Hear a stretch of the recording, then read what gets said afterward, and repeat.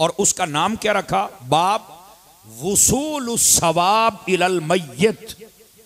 समझ आ रही है मेरी बात? ये पूरा चैप्टर कायम है और इसका तर्जुमा अगर सादा लफ्जों में करें तो ईसाले सवाब बनता है।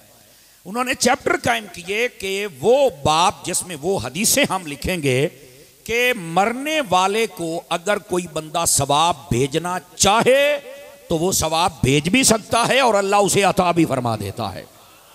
ये बाकायदा तौर पर अहादीस में चैप्टर कायम है और ये सही मुस्लिम में मौजूद है जो मैं आपकी खिदमत में अर्ज कर रहा हूं। लेकिन हमारे लोग धोखा देते हैं, नहीं जी मैनू खत्म वखाओ कितने मेरी मुराद आलिम नबील फाजिल जलील आपकी समातों की नजरत हजरत अल्लामा मौलाना मुफ्ती मोहम्मद समर अब्बास कादरी अत्तारी साहेब तशरीफ लाते हैं और आपको अपने रूहानी विजदानी खिताब से महफूज फरमाते हैं। हजरत अल्लामा मौलाना मुफ्ती मोहम्मद समर अब्बास अत्तारी साहब, उनकी आमद से कबल खिताब से कबल आपने अपनी हाज़िरी का सबूत देना है और बताना है कि आपके खिताब को सुनने के लिए हम बेकरार हैं। नारे तकबीर, नारे रिसालत, नारे रिसालत, नारे तहकीक, नारे हैदरी, नारे गौसिया, ताजदारे खत्मे नबुव्वत, ताजदारे खत्मे नबुव्वत, ताजदारे खत्मे नबुव्वत। अल्लाहु अकबर। बिस्मिल्लाहिर्रहमानिर्रहीम।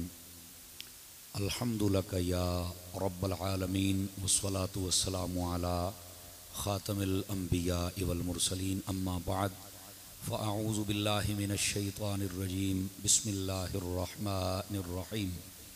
रब्बना ग़फ़िरली व लिवालिदैया व लिलमुअ्मिनीना यौम यक़ूमुल हिसाब।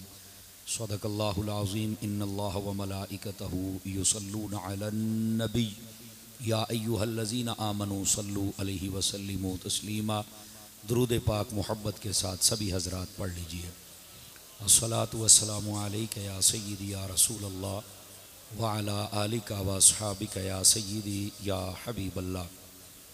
इंतहाई इज़्ज़त व तकरीम के लायक ज़ीनत बज़्म सादात व उलमा, इंतहाई मोहतरम व मुकर्रम बुज़ुर्गों, नौजवान दोस्तों, अज़ीज़ बच्चों, अल्लाह रब्बुल इज़्ज़त की फ़ज़ल व तौफ़ीक़ से हम सब आज की इस खूबसूरत सालाना ईसाले सवाब की महफ़िल में हाज़िरी का शर्फ़ हासिल कर रहे हैं। मेरी दुआ है खल्लाक़ आलम हम सब का हाज़िर होना अपनी बारगाहे अक़दस व अनवर में क़बूल व मंजूर फरमाए। ग्रामी कदर हज़रात, मेरी मिल्लत के जितने भी यहाँ पर उलमा तशरीफ़ फरमा हैं और कसीर तादाद में तलबा भी तशरीफ़ फरमा हैं, मैं सब के लिए दुआ गो हूँ। अल्लाह करीम इन सब को कदम कदम पर खैर व बरकत अता फ़रमाए। आप जितने आशिकाने मुस्तफ़ा दूर व नज़दीक से तशरीफ़ लाए हैं, खल्लाक़ आलम आप सब को भी दारैन की सआदतों से माला माल फरमाए और आपके सदक़े में मुझ फ़कीर हक़ीर पर भी अपना फ़ज़्ल व करम अता फ़रमाए। बज़्म जमाल मुस्तफ़ा के ज़ेर एहतमाम ये आज का प्रोग्राम जारी व सारी है, बल्कि उन्हीं के एक रुकन हैं, मेंबर हैं, जिन्होंने अपनी वालिदा माजिदा के लिए इसका एहतमाम किया है। अल्लाह करीम हमारे भाई मोहम्मद अकबर साहब और भाई मोहम्मद अफजल साहब, इनको खैर व बरकत अता फ़रमाए और जो नेक मकसद लिए हुए इन्होंने महफ़िल सजाई है, अल्लाह करीम उसमें मज़ीद बरक़ात अता फ़रमाए। और ये इसाले सवाब की महफ़िल है और उनकी ख्वाहिश है कि ये सिलसिला जारी रहे। अल्लाह करीम बस अपना फ़ज़्ल व करम अता फ़रमा दे। ये साउंड की आवाज़ साफ़ हो सकती है, सीटी बंद कर दें और रिपीट और बैकअप इसको सब ख़त्म करके सिर्फ़ एक आवाज़ और सादा आवाज़ कर दें इसकी। हुज़ूर नबी रहमत शफ़ी उम्मत सल्लल्लाहु अलैहि व आलिहि व अस्हाबिहि व बारक वसल्लम, आपका फ़रमान अक़दस है, मन सल्ला अलैहि खमसीन मर्रतन फ़ी कुल्लि यौमिन स्वाफ़हतुहु यौमल क़ियामा।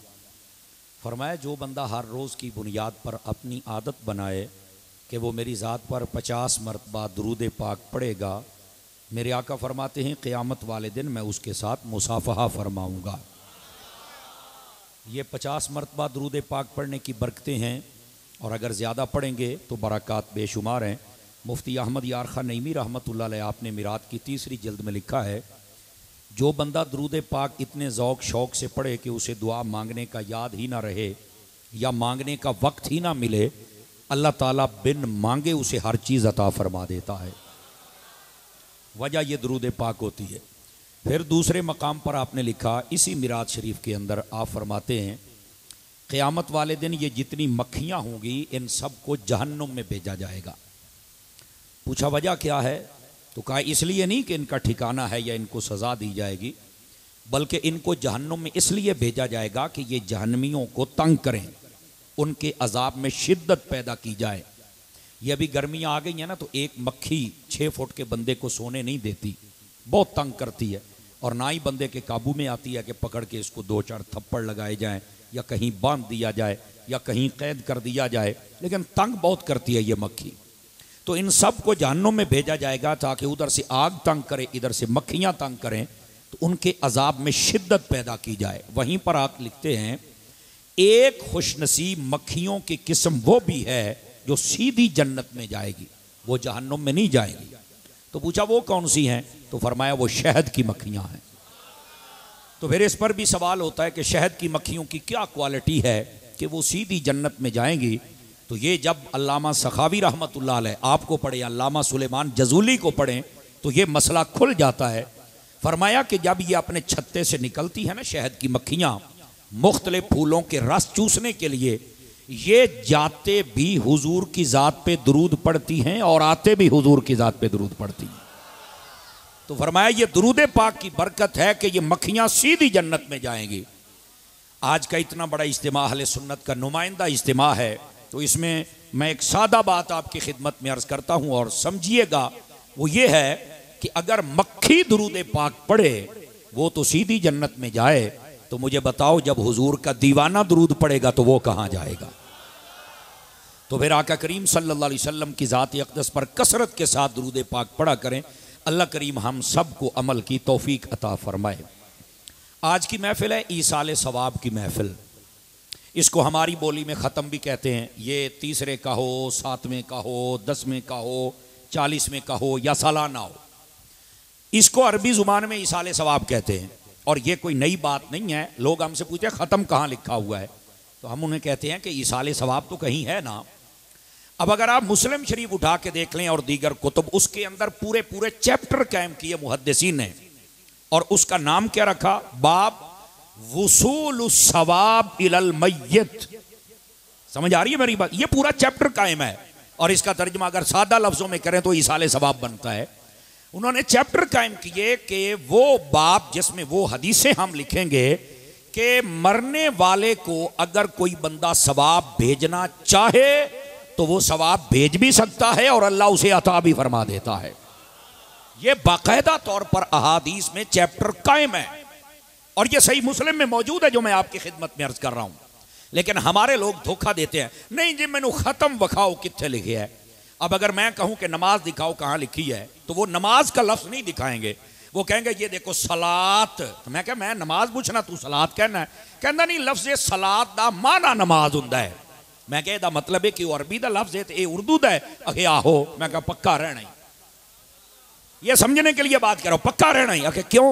मैं कह ऐसे ही तेरे माँ जवाबो का फहुवा जवाबी, जो तेरा जवाब है वही मेरा जवाब है। अब तू कहता है खत्म दिखा, हम कहते हैं कि इसको इसाले सवाब कहा जाता है।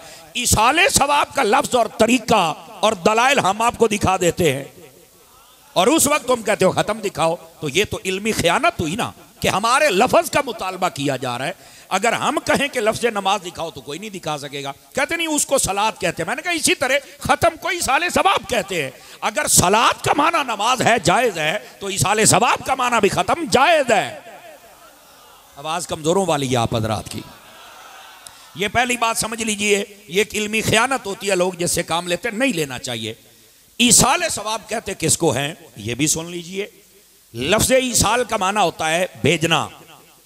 लफ्ज ईसाल का माना भेजना, समझ आ रही है? सवाब ऐसी चीज जिसके जरिए से अगला बंदा अल्लाह की रहमत के करीब हो जाए और अल्लाह के गजब से दूर हो जाए, यानी ऐसी नेक चीज को आगे भेजना। अच्छा, इसके अंदर ये जो इबादत बदनिया है वो भी आ जाती है, इबादत मालिया भी आ जाती है, बदनिया मालिया दोनों आ जाती हैं। अब जैसे भी कर, मिसाल के तौर पे आपने कुरान पढ़ा है, इसका सवाब भी जा सकता है। आपने 2000 रुपया लंगर किसी मस्जिद को दे दिया, मदरसे को, किसी गरीब को माल दे दिया, नियत कर ली कि सवाब उधर जाए, ये भी चला जाएगा। और अगर आपने हज कर लिया जिसके अंदर आपकी इबादत भी है, पैसा भी है कि मैं ये हज फुला के लिए कर रहा हूं, तो इसका सवाब भी जाएगा। यानी आप जिस लेवल की इबादत करके सवाब पहुंचाना चाहें, मेरा रब कबूल भी फरमाते और सवाब पहुंचा भी देता है। और यहां दूसरी बात भी समझ लीजिए, बस औकात होता है कि ये पहुंचाना जरूरी होता है। मैंने कहा जी हाँ जरूरी होता है। कहा जी वजह, मैंने कहा देखिए हमारे मुल्क में से बहुत सारे लोग हैं जो बैरून मुल्क जाते हैं, वहां चल के कमाइयां करते हैं, बिल्कुल करते हैं। फिर वो करते क्या है, कहते हैं वहां से जब पैसा भेजते ना इधर, चूंकि वो बड़े मुल्क होते हैं, अमीर मुल्क होते हैं, तो उधर का पैसा जब हमारे यहाँ आए ना, उनका 1000 होता है और यहाँ के जनाब वो 50-60 हज़ार बन जाते हैं, या लाख और 2 लाख बन जाता है। अच्छा, मैंने कहा इसको ज़हन में रखना है कि अगर बड़ा मुल्क हो, बड़ा बादशाह हो, उसका पैसा हो, तो वहां से अगर भेजा जाए तो वो बढ़ जाता है। कहा बिल्कुल। मैंने कहा हम जब कुरान पढ़ते हैं ना, तो हम किसी दुनियादार को नहीं देते, हम भी उस अकाउंट में भेजते हैं। समझने की कोशिश कीजिए आप हजरात, कि जहां पर उम्मीद ये है कि हमारी गिनती रुक सकती है, पर मेरे मालिक के फजल का खजाना रुक सकता, हम भेजते इसलिए हैं ताकि अल्लाह रब्बुल इज्जत, हम अगरचे एक कुरान पढ़ें, अल्लाह रब्बुल इज्जत उसका इतना सवाब अता फरमाए कि हमारे मरने वाला या मरने वाली अल्लाह ताला उसकी बख्शिश और मगफरत फरमा दे। अब बात समझ आ रही है आप सभी हज़रात को? तो ये इसलिए सवाब को ट्रांसफर किया जाता है, आगे भेजा तो इतना फायदा हो जाता है। तो अगर हम अपने रब की बारगाह की तरफ भेजें तो अल्लाह ताला कितना ज्यादा सवाब अता फरमा के उस बंदे को अता करेगा, ये तो कोई बंदा सोच भी नहीं सकता। तो इसलिए ये ट्रांसफर करने में कोई मसला नहीं है, आप भेजने वाले बने, आपको कोई मसला नहीं होगा। ये थी तीसरी बात। अब